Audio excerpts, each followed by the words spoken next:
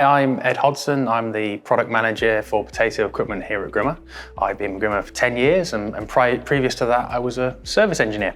I got into agriculture engineering by starting off with buying an old vintage tractor, doing it up, and that got me an interest into the sector. Which led me to Harper Adams, where I did a degree in agricultural engineering with marketing and management. I always knew that I wanted to be an agriculture engineer, but not someone necessarily who was always getting their hands dirty. I felt there was more to engineering than just the blacksmithing and the in-field stuff. So that led me down the route where ultimately I wanted to go into a sales and a product management type of role, and that's what I've been doing at Grimme for the last 10 years. Harper was my way into that. I learned a lot. I made a lot of good friends.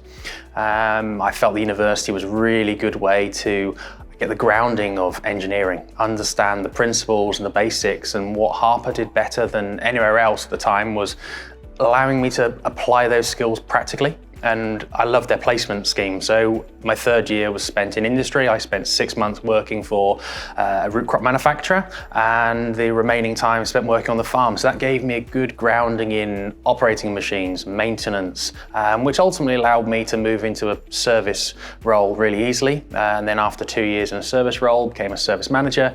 And then, moved on to Grimme, primarily to be the product specialist and sales specialist for vegetable machinery. And as time has gone on, moved into a sales management, and more recently, the last 2 or 3 years, as a product manager. And that really is the bridge between the sales team, the dealers, and the factory, whether that's special requests or product development. So a very, very varied role. A lot of sitting behind a desk and traveling. So maybe not what everyone thinks an agriculture engineer is, but certainly the grounding that I've had coming from being a service technician, certainly studying at Harper, all those core principles have allowed me to do the job that I do now.